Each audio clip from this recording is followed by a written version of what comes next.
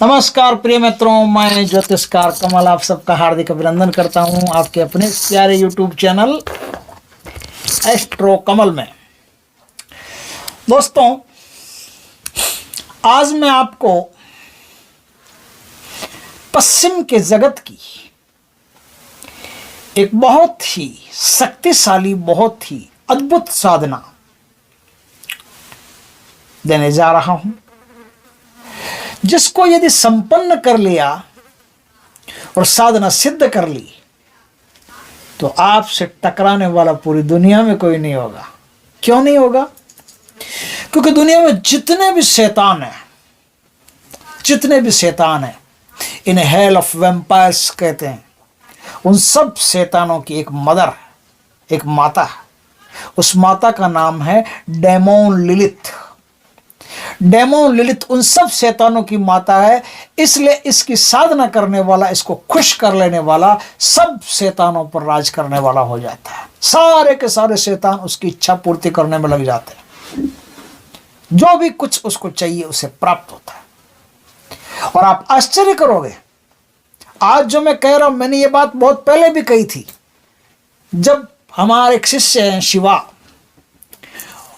वो इन सब साधनाओं के एक्सपर्ट हैं, उन्होंने साधनाएं दी थी। और जब हमने इस साधना को प्रस्तुत किया था, तब हमने एक बात कही थी कि विश्व के बड़े बड़े लोग इन साधनाओं को करके अपनी शक्तियों को संभाले हुए धन संपत्ति में टॉप पर पहुंच गए, ताकत में टॉप पर पहुंच गए।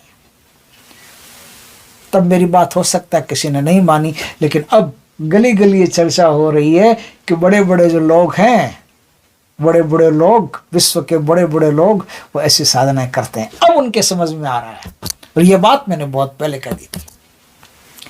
ऐसी ही एक साधना है डेमोन लिलिथ की साधना, जो सब शैतानों की माता मानी गई है और ये स्त्री डेमोन। इसकी साधना करने से आदमी बहुत शक्तिशाली हो जाता है। लेकिन शक्तिशाली के साथ ही भगवान की भक्तिशाली जो बात है ना, वो हट जाती है। वो किसी देवता के मंदिर नहीं जा सकता, किसी भगवान की पूजा नहीं कर सकता, कुछ नहीं कर सकता। यह पाश्चात्य जगत में होता है।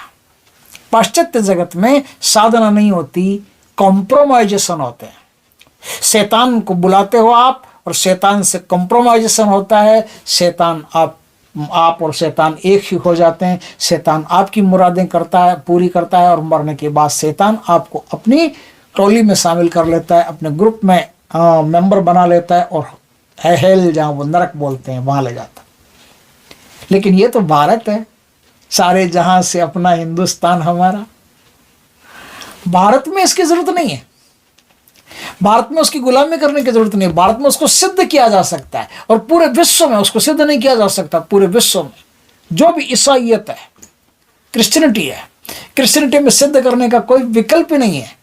क्रिश्चियनिटी में तो बस प्रणाम करो, झुको, उसके सामने अधीनता स्वीकार कर लो, उसके गुलाम बन जाओ, शैतान को मालिक बना लो, हो गया काम, बेड़ा पार। वो जो लोग हैं, जितने भी बड़े बड़े लोग जिनके बारे में बात करते हैं, वो सब शैतान के गुलाम है। एक दिन जाएंगे उनके देश, उनकी दुनिया में चले जाएंगे।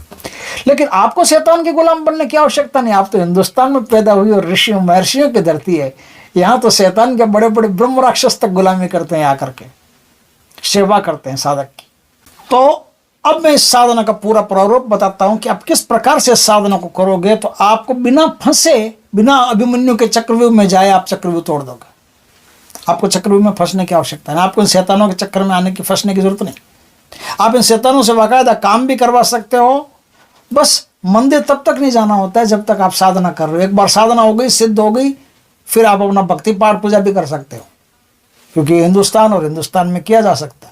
आपको गुलामी नहीं करनी है शैतान की। शैतान एक अलग डिपार्टमेंट है आपके लिए। यह साधना पूर्णिमा की रात से शुरू होती है। पूर्णिमा की रात से पूर्व दिशा की तरफ मुख करके आप एक काला आसन बनवा लीजिए। शैतान का सीजल है। अब देखिए बात क्या है, एक सीजल है ना शैतान का, उस सीजल को पहले ही एकदम डेकोरेटेड करके कार्डबोर्ड पर बनवा करके लेमिनेशन करवा लीजिए। ये मैं क्यों बता रहा हूं, छोटा सा सीजल बनवाइए, कार्डबोर्ड पे बनवाइए, लेमिनेट करवा लीजिए। इसलिए बता रहा हूं कि जब ये आएगी ना लिलिथ आएगी तो आपसे कहेगी कि देख भाई, अब वो भी हिंदुस्तानी तरीके जानते हैं, जब हिंदुस्तानी अपने मेथड लगा सकते हो तो वो भी तो हिंदुस्तानी तरीके जान ही गई होंगी। तो वो कहेंगी कि आप अपने शरीर में हमको स्थान दो। तब आपको गलती से भी शरीर में स्थान नहीं देना है, पजश कर लेगी, कोई निकाल नहीं सकता फिर इसको। कोई तांत्रिक ऐसा नहीं है जो अपने मंत्रों तंत्रों से उसे निकाल सके, कोई नहीं है। तो आप उसको शरीर में स्थान नहीं देंगे, आप उसको कहेंगे कि ये जो सीजल बना हुआ है, ये सीजल आपका सीजल है, आप इस सीजल में निवास कीजिए। जब भी मैं आपको पुकारूं, इस सीजल में से ही आप मुझे अनुभूतियां करवाइए, या कोई भी काम हो तो इस सीजल में से कीजिए। मैं सीजल में ही आपके पूजा करूंगा, इसी में आप रहिएगा। तो आपके कहने से उस सीजल में घुस जाएगी। उस सीजल को आपको एकदम सुरक्षित और साफ ढंग से रखना, न तो उस पर कोई मेल कचरा जमे, एकदम साफ, जिससे कोई कोहिनूर हीरा आपके पास आ गया हो उसको साफ रखते हो। ये हीरे से कम नहीं है। कोहिनूर हीरा तो एक वस्तु है, ये वस्तु नहीं, एक आध्यात्मिक शक्ति, एक पावर है, और इससे आप बड़े बड़े काम मिनटों में करवा सकते हो। स्त्रियों को ये बड़ी जल्दी सिद्ध होती है। ये बात मैंने पहले बता दी होगी, नहीं बता दी होगी तो फिर बता देता हूँ। स्त्रियों को ये बड़ी जल्दी सिद्ध हो जाती है। स्त्रियां कोई भी करे तो उसको 3 दिन 5 दिन 7 दिन के भीतर भीतर सिद्ध हो सकती है। लेकिन पुरुष कोई करे तो पूर्णिमा से अमावस्या तक, और हो सकता है कि 40-42 दिनों तक, जब तक सिद्ध होकर के वचन नहीं दे दे तब तक इस साधना को करना है। साधना में आपको काले हकीक की एक सिद्ध माला लगेगी। काले हकीक की सिद्ध माला, काले ही आपके कपड़े रहेंगे, उत्तर दिशा की तरफ आपका मुख रहेगा। एक बाजोट के ऊपर इस सीजल को स्थान दे दें। सीजल के चारों कोनों पर आपको 4 बड़ी बड़ी कैंडल्स लगानी है, क्योंकि साधना 1 घंटा चलेगी। रात 11 बजे भारत में करना, मैं भारतीय तरीके से बता रहा हूँ साधना। उच्चिष्ट गणपति की साधना पहले कर लो आप, और कनिफनाथ जी की साधना पहले कर लो। एक माला उच्चिष्ट गणेश जी की, एक माला अपने गुरु मंत्र की, एक माला कानिफनाथ जी की। अब कानिफनाथ जी का है तो फिर गुरु मंत्र का एक के स्थान पर एक माला कानिफनाथ जी की हो जाएगी, फिर अलग से करने की आवश्यकता नहीं। उसके बाद में अब आप 1 घंटे तक 11:15 से 12:15 तक, 12 का टाइम बीच में आ जाना चाहिए, 11:15 से 12:15 तक इस साधना को कीजिए। 1 घंटा साधना कर ली। उसके बाद में फिर एक माला कानिफनाथ जी के मंत्र की। कानिफनाथ जी का जो मंत्र है, कानिफनाथ जी की जो आगे पीछे कानिफनाथ जी का मंत्र आ जाना चाहिए, बैलेंस बना रहेगा, आप पर यह हावी नहीं हो सकती। काल भैरव का सुरक्षा घेरा इसमें लगाना है, ये जरूरी है, अत्यंत जरूरी। आपको भारत में साधना कर रहे हो, भारतीय जो परिप्रेक्ष्य है उसके हिसाब से आपको काम करना है, तो आपको साधना में कुछ मीठा भोग देना पड़ेगा। रोज मीठा भोग चढ़ाइए, रोज दीजिए। और लाल कलर की मदिरा आती है, लाल कलर की वाइन, रेड वाइन जो बोलते हैं, रेड वाइन, वो रेड वाइन आप लेकर के आइए। जब ये प्रत्यक्ष होगी तब बहुत सारी बातें, उनका बहुत ज्यादा ध्यान रखना पड़ता है, बहुत समझ करके। इस प्रकार से आप साधना करते गए। साधना में जो 2-3 बातें हैं सावधानी की, वो भी पहले सुन लो। साधना में आपको ब्रह्मचर्य का पालन करना है, सेक्स नहीं करना किसी के साथ। ब्रह्मचर्य का पालन जब तक साधना चलती है, स्त्री हो या पुरुष, किसी भी स्त्री या पुरुष का विचार तक नहीं करना। ध्यान से एकदम साधना कीजिए। साधना में लोगों से मिलना जुलना बंद रहता है, आप किसी से भी ज्यादा मिलेंगे जुलेंगे नहीं। साधना में मंदिर जाना वर्जित रहता है। साधना अपने घर में नहीं करनी है, कोई अलग से कमरा किराया लेकर के, घर किराया लेकर के कीजिए। अपने घर का मतलब है जहाँ आपके बाल बच्चे रहते हो, वहाँ नहीं करनी है। क्या होता है कि साधना में बहुत सारी माया प्रकट होती है, इल्यूजन प्रकट होता है। वैसे तो साधना को डरावनी नहीं है, लेकिन इल्यूजन जो प्रकट होते हैं उसके हिसाब से आप डर गए तो मुश्किल कर दोगे। साधना में आपके बच्चे आपके सामने दिखा दिए जाएंगे, ये देख तेरे बच्चों को मार रही हूँ, ये कर रही हूँ, वो कर रही हूँ, उड़ जाए यहाँ से, उड़ गए, काम खत्म। और आपने भोग भी किसी गलत स्थान पर रख दिया। जैसे कई शहरों में लोग रहते हैं, सोचते हैं कि यहाँ साधना कर रहे हैं, कहाँ जाएंगे, तो वो म्यूनसिपलिटी वाली गाड़ी आती है ना, स्वच्छ भारत मिशन अभियान, वो करते करते आती है, उसमें डाल दिया शराब, प्याला वो जो डिस्पोजल भरा हुआ है वो उसमें डाल दिया, मीठा उसमें डाल दिया, वो खाना तो है नहीं इसका, तो उसमें डाल दिया। कई गंदे शिवर होते हैं उनमें डाल दिया, गंदे नाले होते हैं उनमें डाल दिया, मतलब समझो गए काम से। अब तो आपको कोई बचाने वाला नहीं है, भगवान भी एक बार मदद नहीं कर सकता आपकी, पक्का मारेगी ही मारेगी। जो भी भोग है वो खाना नहीं है, वो भोग आपको किसी अच्छे स्थान पर ले जा करके देना है। अच्छे स्थान पर ले जाकर के, जो साफ स्थान हो वहाँ ले जाकर के रखना। मंदिर में नहीं रखना, पेड़ के नीचे। कोई ऐसा जैसे पवित्र पेड़ होता है हिंदुओं में, जैसे कोई पवित्र पेड़ होता है पिंपल आदि, उनके नीचे नहीं रखना है। दूसरे किसी पेड़ के नीचे रख सकते हो जिसकी पूजा वगैरह नहीं होती है, जिसकी पूजा वगैरह नहीं, सिर्फ पानी पानी डाला जाता है, ऐसे किसी पेड़ के नीचे आप रख सकते हो। लेकिन पवित्र स्थान पर रखना, साफ स्थान पर रखना, बस इस बात का खास ख्याल रखना। साधना में कई बार क्या होता है, हाँ जब ये आएगी तो भारतीय हिसाब से ये भोग मांगेगी।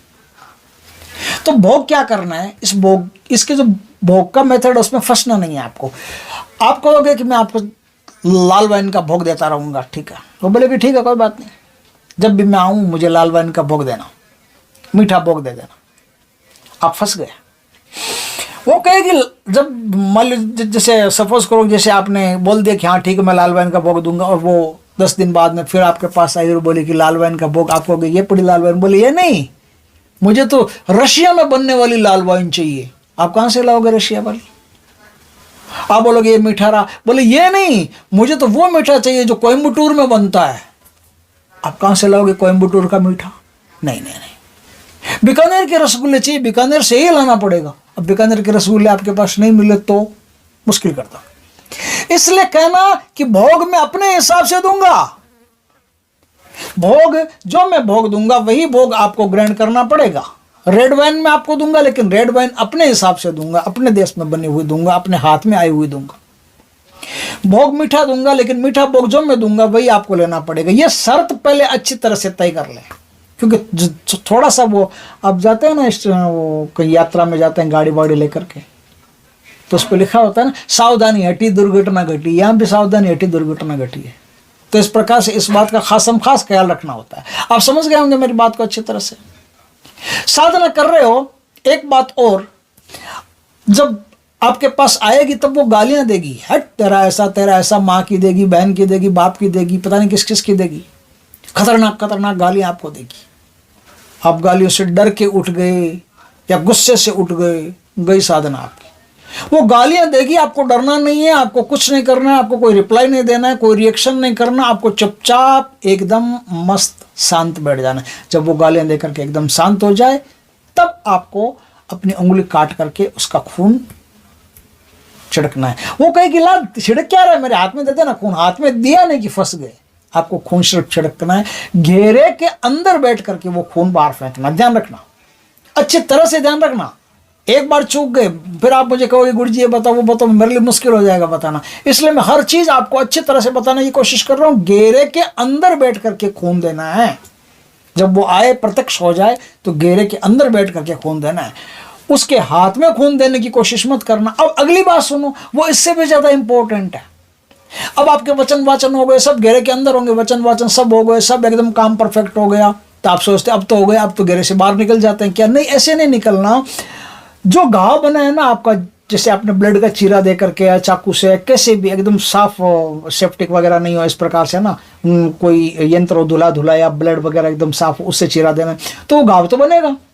तो घाव बनेगा तो उस घाव की पहले रक्षा घेरा के अंदर ही ड्रेसिंग करके उसके बाद में बाहर निकलना है। तो ड्रेसिंग करने वाला रुई और वो डिटॉल वगैरह और जो क्या क्या होता है वो सब ट्यूब वगैरह जो भी होता है वो अपने पास में साथ में लेकर के बैठे हैं। जैसे ही घाव बनता है, घाव बनने के बाद में जो खून दे दिया, खून देने के बाद में पहले ड्रेसिंग करो, फिर आप बाहर निकलो।